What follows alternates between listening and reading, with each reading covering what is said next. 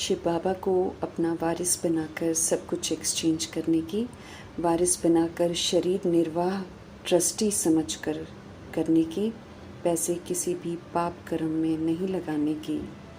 ज्ञान के सागर परमपिता परमात्मा स्वयं हमको पढ़ाते हैं इस खुशी में रहने की, पुण्य आत्मा बनने का पुरुषार्थ करने की, याद में रहकर माया के सारे तूफानों को पार करने की। सर्वशक्तिमान परमपिता परमात्मा की हम आत्माओं के लिए आज की मुरली से शिक्षाएं।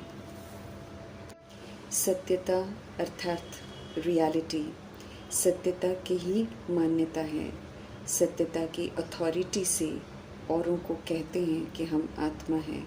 इसी प्रकार से सत्य बाप का सत्य परिचय मिलने से अथॉरिटी से कहते हैं कि परमात्मा हमारा बाप है। वर्षे के अधिकार की शक्ति से कहते हैं कि बाप हमारा और हम बाप के हैं। वरदाता परमपिता परमात्मा हम आत्मा को वरदान देते हैं कि सत्यता के आधार पर एक बाप को प्रत्यक्ष करो, निर्भय और अथॉरिटी स्वरूप बनो। बाप सत्य भी है और अविनाशी भी है, इसलिए बाप द्वारा जो परिचय मिला है वो सब सत्य अर्थात सत्य और अविनाशी है। इसलिए उनकी महिमा में भगत लोग कहते हैं सत्यम शिवम सुंदरम। सत्यम भी मानते हैं और अविनाशी भी मानते हैं, गॉड इज ट्रुथ भी मानते हैं। सत्य बाप द्वारा सत्यता की अथॉरिटी का वर्षा हमको मिलता है। सत्यता ही प्रत्यक्षता का आधार है। बाप को प्रत्यक्ष करने के लिए हमें निर्भय और अथॉरिटी स्वरूप बनना है। सत्य बोलने में संकोच नहीं करना है। निर्भयता से और सत्य की अथॉरिटी से बोलना है, लेकिन सत्यता की सभ्यता को ज़रूर कायम रखना है। किसी से आर्ग्यू नहीं करना है। मीठे परमात्मा समझ देते हैं कि जब अनेक मत वाले सिर्फ एक बात को मान लेंगे ना कि हम सभी का बाप एक है और वही अब कार्य कर रहा है और हम सब एक ही संतान के बच्चे हैं और ये एक ही यथार्थ है और बाकी सब असत्य है, तो उस दिन विजय का झंडा लहरा जाएगा। ये जो सत्य का परिचय जब वो स्वीकार कर लेंगे तो ये संकल्प जो उनके मन में आएगा कि हम सभी का बाप एक है और वही अब सारे कार्य कर रहे हैं और हम सब उन्हीं की संतान हैं। जब ये संकल्प उनकी बुद्धि में टिकेगा तो द्वापर और कलयुग की आत्माएं जो हैं इसी संकल्प से मुक्ति धाम का वर्षा प्राप्त करेंगी। और फिर जब अपना अपना पाठ बजाने आएंगे तो पहले उनके अंदर यही संस्कार इमर्ज होगा कि गॉड इज़ वन। इसलिए भक्ति मार्ग में गॉड इज़ वन भी कहते हैं, गॉड इज़ ट्रुथ भी कहते हैं।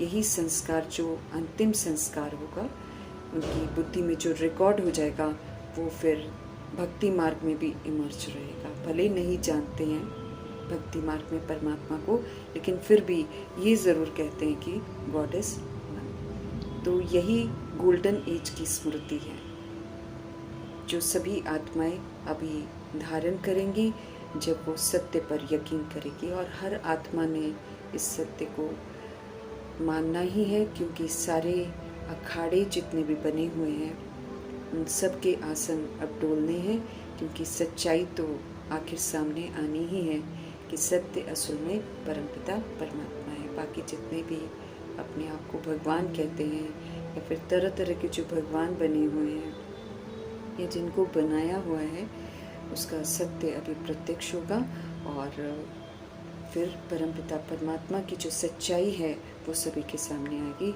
हर आत्मा रियलाइज़ करेगी कि वो परमपिता परमात्मा की संतान है और परमपिता परमात्मा ही सत्य हैं। तो समाप्ति ड्रामा की सत्यता की प्रत्यक्षता से ही होगी। इसलिए वरदाता परमपिता परमात्मा हम आत्माओं को समझ देते हैं कि सत्यता के आधार से अर्थात सत्यता की सभ्यता से एक बाप को प्रत्यक्ष करना है और निर्भय होकर करना है, हमें डरना नहीं है। अथॉरिटी स्वरूप होकर आत्माओं को सत्य से परिचित कराना है। उसके लिए सभ्यता की देवी बनकर बोलना, देखना, चलना, खाना पीना, उठना बैठना, हर कर्म में सत्यता की सभ्यता दिखाई दे। सत्यता की रॉयल्टी फिर छिप नहीं सकती। सत्य तो सदा ही सत्य रहता है, जो आत्मा को जागृत जरूर करेगा। सत्यता और स्वच्छता को विधि पूर्वक अनुभव करना है। बाकी बाप तो सत्य है ही, ज्ञान भी सत्य है, आत्मा भी सत्य है और ब्राह्मण जीवन भी सत्य है। तो सत्यता का झंडा पहले लहराना पड़ेगा, तब इस सत्यता की जो विशेषता है उससे फिर चमक बढ़ेगी और फिर भारत क्या सारे विश्व तक फैलेगी और हर आत्मा इस सत्य को स्वीकार करेगी, अपनी परमपिता परमात्मा को ज़रूर पहचानेगी, महिमा भी ज़रूर करेगी कि प्रभु की लीला अपरंपार है। सहन करना ईश्वरीय गुण है, परमपिता परमात्मा ये गुण हमको सिखाते हैं। तो सहन करना कमज़ोरी नहीं है, बल्कि सहन करना ही स्वयं के शक्ति रूप को प्रत्यक्ष करना है, क्योंकि सिर्फ शक्तिशाली आत्मा ही सहन कर सकती है, कमज़ोर आत्मा सहन नहीं कर सकती। तो ये शक्ति का प्रतीक है जो सारी सृष्टि को परिवर्तन करने में मददगार है। खुशी खुशी इस सहन शक्ति को अर्थात ईश्वरीय गुण को धारण करना है, हमें सहनशील बनना है। अव्यक्त इशारे हमको मिल रहे हैं कि आत्मिक स्थिति में रहने का अभ्यास करो और अंतर्मुखी बनो। स्पष्ट करते हैं कि जैसे ये देह जो है हमको स्पष्ट दिखाई देती है, वैसे ही अपनी आत्मा का स्वरूप अब हमको स्पष्ट दिखाई दे कि हम सतोगुणी आत्मा, परमधाम निवासी ज्योति बिंदु आत्मा है, लाइट है, हम माइट हैं। ये जो आत्मा का असली स्वरूप है ये हमको स्पष्ट दिखाई दे। 63 जन्म में देह का पाठ पक्का हो गया तो देह स्पष्ट दिखाई देती है। अब इतना ही स्पष्टीकरण आत्मा का भी हो जाए, अनुभव में आए। मस्तक अर्थात बुद्धि की स्मृति व दृष्टि से सिवाय आत्मिक स्वरूप के और कुछ भी हमको दिखाई न दे। जो स्मृति में होता है वो दृष्टि से भी दिखाई देता, प्रत्यक्ष हो जाता है। इसलिए अब बुद्धि की स्मृति में आत्मिक स्वरूप, सच्चाई का स्वरूप यही दिखाई दे और कुछ भी दिखाई न दे, न हमारी स्मृति में रहे। इस कदर इस देह को भूलना है और आत्मा के पाठ को पक्का करना है। ऐसे निरंतर तपस्वी बनना है, तब चाहिए ताकि हम हमेशा आत्मिक स्थिति में स्थित रहें। तब मीठे परमात्मा कहते हैं हर आत्मा के प्रति कल्याण का शुभ संकल्प उत्पन्न होगा। जब दृष्टि वृत्ति हमारी आत्मिक हो जाएगी, फिर दैहिक भेदभाव जो है वो खत्म हो जाएगा और सभी के प्रति कल्याण का शुभ संकल्प उत्पन्न होगा। भल कोई अपने संस्कार स्वभाव के वश हमारे पुरुषार्थ में परीक्षा के निमित्त बना हुआ हो, विघ्न डालता हो, तंग करता हो, मीठे परमात्मा कहते हैं उसके प्रति भी सदा कल्याण का संकल्प ही उत्पन्न हो। स्पष्ट करते हैं कि ओरिजिनल में आत्मा का जो स्वरूप है वो कल्याणकारी है। सुख स्वरूप, प्रेम स्वरूप, आनंद स्वरूप, शक्ति स्वरूप, समझ स्वरूप, पवित्र स्वरूप, सारा कल्याणकारी स्वरूप है। तो ये कल्याणकारी स्वरूप जो है, जो मर्ज हो गया है, ये अब स्पष्ट हमको अनुभव भी हो और दिखाई भी दे, अर्थात सभी आत्माओं के प्रति एक सी भावना रहे। इसके लिए आत्मा समझने का पाठ हमको बहुत पक्का करना है। पुनः परमपिता परमात्मा हम आत्माओं को स्मृति दिला रहे हैं कि वे हमें नई दुनिया के लिए राजयोग सिखला रहे हैं। तो हमें राजयोगी बनना है। आत्मा राजा, शरीर रूपी राजधानी का मालिक, कर्म इंद्रियों का मालिक, मन बुद्धि संस्कार को कंट्रोलिंग और रूलिंग पावर से चलाना है, श्रीमत प्रमाण चलाना है और निरंतर योग परमपिता परमात्मा के साथ रहें। जब हम अपने को राजा आत्मा समझेंगे तभी परमात्मा के साथ योग लगेगा और तभी राजयोगी कहलाएंगे। तो जो राजयोग सिखला रहे हैं वो राजयोग सीख कर राजयोगी बनना है और इस पुरानी दुनिया का विनाश ज़रूर होना है। इस बात को बुद्धि में रखते हुए विनाशी दुनिया या विनाश होने वाली दुनिया से जो ममत्व है उससे हमें खुद को मुक्त करना है। पुरानी दुनिया को पीठ करनी है और नई दुनिया के लिए पुरुषार्थ करना है। स्पष्ट करते हैं भगवान की दुनिया में सब भगवान को ज़रूर याद करते हैं, लेकिन यथार्थ नहीं जानते हैं, इसलिए याद करने के बावजूद भी उन्हें प्राप्ति नहीं होती है। इसलिए अंत में वो क्या कह देते हैं कि सुख और दुख जो है वो सब प्रभु ही देते हैं, जबकि हम जानते हैं कि परमात्मा दुख हरता सुख करता है। वो कैसे हमको सुख देते हैं और कैसे दुख हरते हैं वो स्वयं खुद आकर हमको बताते हैं कि हम आत्माओं के दुखों का कारण है देह का अभिमान और कमी कमज़ोरियाँ। ये हमको दुखदाई बनाते हैं। तो अभी हमको समझ देकर उनसे छुड़वाते हैं और जो जो छोड़ते जाते हैं उनको सुख का वर्षा मिलता जाता है। तो यथार्थ रीति परमपिता परमात्मा को जानने से ही उनसे प्राप्तियाँ होती हैं। हम भी आत्माएं जब तक देह के भान से अलग होकर अपने को आत्मा समझकर परमात्मा को याद नहीं करेंगे तब तक हमें भी प्राप्ति नहीं होगी। हमको भी अगर प्राप्ति करनी है तो अपने को आत्मा समझना है। इस तरफ ध्यान खिंचवा रहे हैं। सत्य परमपिता परमात्मा को रचता कहते हैं, लेकिन वो रचता नई दुनिया के हैं जो कि सुखधाम है, जिसको स्वर्ग कहते हैं, जन्नत कहते हैं। नर्क की रचना परमपिता परमात्मा नहीं करते हैं, स्वर्ग की करते हैं। नर्क तो इसको हम लोग विस्मृत होकर बना देते हैं, रावण के वशीभूत होकर बना देते हैं। स्पष्ट करते हैं कि श्री कृष्ण के छोटे से मंदिर को जो सुखधाम कहते हैं वो तो हद का है। श्री कृष्ण तो विश्व के मालिक होते हैं, इसलिए बेहद का सुख होता है। नई दुनिया को स्वर्ग कहते हैं, मंदिर को स्वर्ग नहीं, मंदिर को सुखधाम नहीं कहते हैं। आदि मध्य अंत को यथार्थ जानने वाले परमपिता परमात्मा की एक एक बात को ध्यान से समझना है और फिर उसको अमल में लाना है। शिव पिता ऊंचे ते ऊंचे परमपिता परमात्मा है और ब्रह्मा विष्णु शंकर उनकी रचना है। सूक्ष्म रचना रच के फिर सृष्टि रूपी ड्रामा में पूरे 5000 वर्ष का पाठ बजाने वाली आत्मा जब 83वें जन्म में भक्ति करती हैं और उनकी भक्ति पूरी होती है, तब उनको साक्षात्कार करवा के, उनको एडॉप्ट करके, मर्जीवा बनाकर उनका नाम प्रजापिता ब्रह्मा रखते हैं और फिर उनको लक्ष्य देते हैं कि कैसे सूक्ष्म ब्रह्मा बनना है, संपूर्ण ब्रह्मा बनना है, अपने लिए सत्युग की स्थापना करनी है और फिर पालना के संस्कार भी धारण करने हैं ताकि नई दुनिया में जाए तो सत्युग की विशेषताएं भी धारण करनी है और फिर साथ में शंकर भी बनना है, अर्थात स्मृति स्वरूप नष्ट मोहा देही अभिमानी स्थिति भी बनानी है। तो प्रजापिता ब्रह्मा फिर वो करके दिखाते हैं और फिर हम आत्माओं के लिए भी ये लेसन है कि हमें अपना अपना ब्रह्मा बनकर अपने लिए सत्युग की स्थापना करनी है। हमें भी शंकर बनकर अपनी आत्मिक स्थिति बनानी है और साथ में विष्णु की तरह पालना के संस्कार भी बनाने हैं, अर्थात अनादि आदि सभ्यता को यूज़ करने के संस्कार बनाने हैं। सभी के साथ इसी विधि से व्यवहार करना है। हर आत्मा को ब्रह्मा जी को फॉलो करके ब्रह्मचारी ज़रूर बनना है।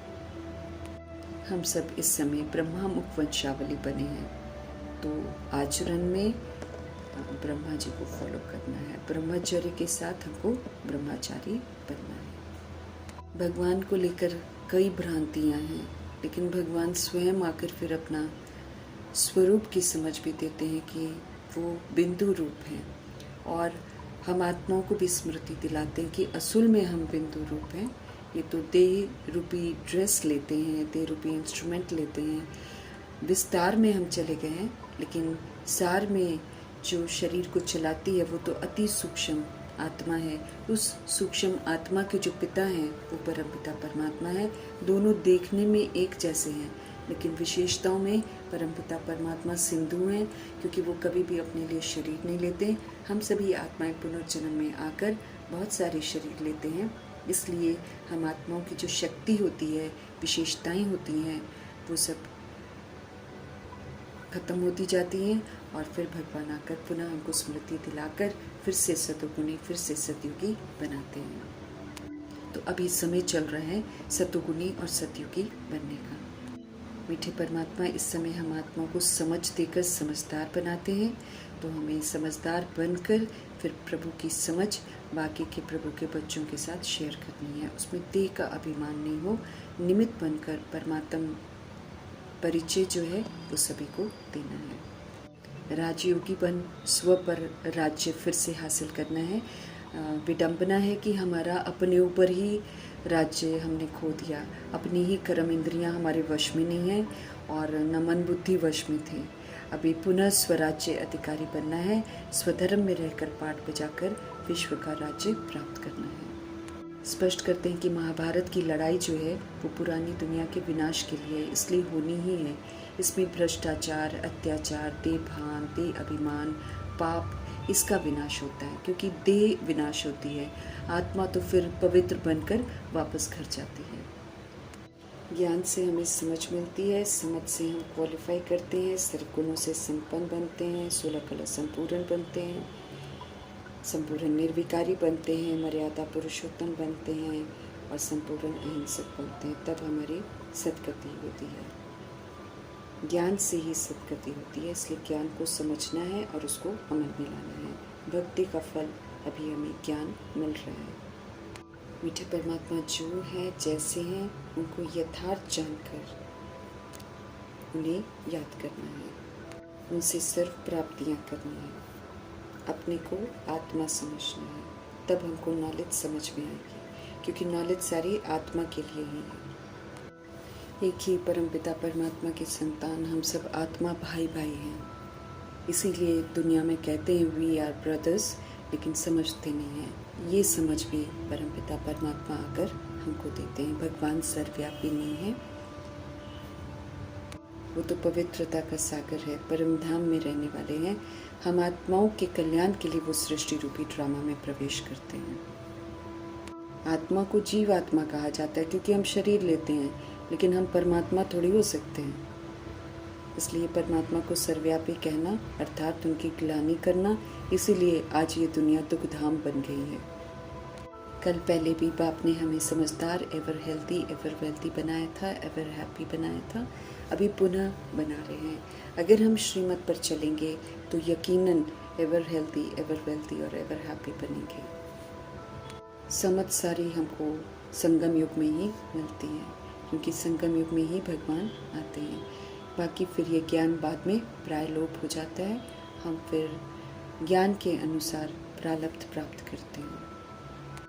ब्राह्मण वर्ण में रहते हुए ईश्वरीय नियमों पर चलकर फरिश्ता, फिर फरिश्ते से देवता बनना है। मीठे परमात्मा स्वर्ग की स्थापना कर रहे हैं, तो स्वर्ग की विशेषताओं को धारण करके इस स्थापना में हमको मददगार बनना है। अभी हम सब पुरुषोत्तम बन रहे हैं, ये स्मृति में रखते हुए पुरुषार्थ करते रहना है। और बुद्धि में ये भी स्पष्ट रहे कि हम शांति धाम के रहने वाले हैं। पहले हम शांति धाम जाएंगे, फिर आकर 21 जन्मों की प्रारब्ध भोगेंगे।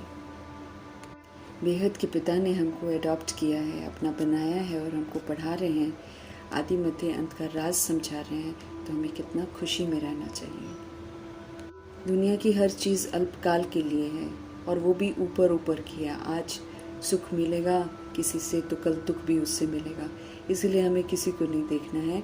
सदैव सुख देने वाले परमपिता परमात्मा का सच्चा वारिस बनना है। उसके लिए पहले परमपिता परमात्मा को अपना वारिस बनाना है, अपना बच्चा बनाना है, उनको हर संबंधी बनाना है और हर संबंध का सुख उनसे अनुभव करना है, ताकि हम जो दुनिया कलयुग की दुनिया की मोह माया है उससे हम मुक्त हो जाएंगे। ये समय है भगवान पर वारी जाने का, जो भक्ति मार्ग में हम कहते आए हैं। तो अभी मौका मिला है वारी जाने का, तो तन मन धन से प्रभु समर्पण करके प्रभु को अपना सर्व संबंधी बनाकर, उनको अपना वारिस बनाकर जिंदगी का जो लुत्फ होता है उसको पूरा उठाना है। अपना सब कुछ प्रभु से एक्सचेंज कर लेना है, सब कुछ उनको सौंप कर उनके डायरेक्शन पर चलना है। शरीर निर्वाह जो करना है वो भगवान के डायरेक्शन पर करना है और ट्रस्टी बनकर करना है। सेवा अर्थ निमित्त मात्र करना है। बाकी जो परमात्मा कहते हैं उसी प्रमाण हमको चलना है। अब हमें कोई भी पाप कर्म नहीं करना है। ऑलमाइटी गॉड फादर से पूछकर तन मन धन सब यूज़ करना है। उन्हीं के डायरेक्शन के प्रमाण युक्तियाँ वो बताते हैं, युक्तियों को अमल में लाना हमारा फ़र्ज़ है। हमें खुद को चेक करना है कि सेवा अर्थ कायदे से धन को लगाना है, पूरी जांच करनी है अपनी, और देखना है कि हमसे कोई पाप कर्म न हो जाए। डायरेक्ट परमपिता परमात्मा के आगे सब कुछ सफल करने का समय मिला है, तो इसमें कभी भी पीछे नहीं रहना है। बाप द्वारा बताई गई कर्मों की गुह्य गति को यथार्थ समझकर कर्मों पर विशेष अटेंशन रखना है। ऐसा कोई कर्म नहीं करना है जिससे हम सज़ा के भागीदार बने। स्पष्ट करते हैं कि देह के भान में और देह के अभिमान में हम रावण राज्य में कर्म करते आए हैं, इसलिए हमारे हर कर्म ही विकर्म बने हैं। अभी श्रीमत पर चलकर हमको कर्म करने हैं ताकि हमारा हर कर्म जो है सुकर्म हो। अब हम ऐसी दुनिया में जा रहे हैं जहाँ पर कर्म कभी भी विकर्म नहीं बनता है, तो संस्कार जो हैं अकर्म के श्रीमत प्रमाण चलकर यहाँ पर ही बनाने हैं। रावण राज्य में अल्पकाल का सुख है, इसलिए इस सुख के पीछे हमको नहीं भागना है। रावण राज्य खत्म होना है, इसलिए इससे कोई भी लगाव नहीं रखना है। राम राज्य की स्थापना शिव बाबा कर रहे हैं, उसमें हमको मददगार बनना है। बलिहार जाना है दुख हरता सुख करता पर, और उनकी सिवाय हमको किसी और को याद नहीं करना है। अंत तक जब तक पढ़ाई चल रही है पढ़ना है, टीचर का रिकॉर्ड रखना है और उनके कहे अनुसार चलना है। लवली बाप, लवली टीचर, लवली सदगुरु की श्रीमत पर चलेंगे तो यकीनन लवली बन जाएंगे। अंधश्रद्धाओं से बाहर निकलना है। अब यथार्थ पहचान से परमपिता परमात्मा को याद करना है। ईश्वर की न्यारी गतमत का राज जो है ये भी सभी आत्माओं के साथ शेयर करना है, और सदगति की जो वंडरफुल मत हमको मिलती है उस मत पर चलकर सदगति को प्राप्त करना है। पतियों के पति, बापों के बाप का पूरा पूरा रिकॉर्ड रखना है। सब दैहिक रिश्तों से बुद्धि का योग हटाकर सत्य परमपिता परमात्मा में लगाना है। सच्ची कमाई करनी है। वाणी से परे जाने का समय आ गया है, इसीलिए सच्चा वानप्रस्थी होकर रहना है। ऊंची नॉलेज का पूरा रिकॉर्ड रखना है, अर्थात उसको अमल में लाना है। पुण्य आत्मा बनने के लिए याद में रहना है। माया बुद्धि का योग परमात्मा से तोड़ने का कार्य करती है, इसलिए हमको सचेत रहना है। उसके विघ्नों से डरना नहीं है, तूफानों से डरना नहीं है, लेकिन तूफानों के और विघ्नों के प्रभाव से मुक्त रहते हुए परमपिता परमात्मा की याद में रहने का अटेंशन रखकर माया जीत बनना है। जैसे प्रजापिता ब्रह्मा ने माया के हर तूफान का सामना किया और अपनी कर्मातीत अवस्था बनाई, ऐसे हमको भी बनानी है। शिव की बारात में सभी आत्माएं जाएंगी, लेकिन हमें ज्ञान गुण शक्तियों से श्रृंगार कर शिव की सजनी बनकर वापस घर जाना है। जो सजनी बनती हैं वो इज्जत से जाती हैं, उसको सज़ा नहीं मिलती है। बाकी जो बाराती बनकर जाते हैं वो फिर मच्छर में सल भी जाते हैं, सज़ाएं खाकर जाते हैं। सतयुग में जाने के लिए सच्चा बनना है और ज्ञान गुण शक्तियों से अपना पूरा श्रृंगार करना है। सर्व तरह की सज़ाओं से मुक्त कराने वाले कल्याणकारी परमपिता परमात्मा जी का धन्यवाद।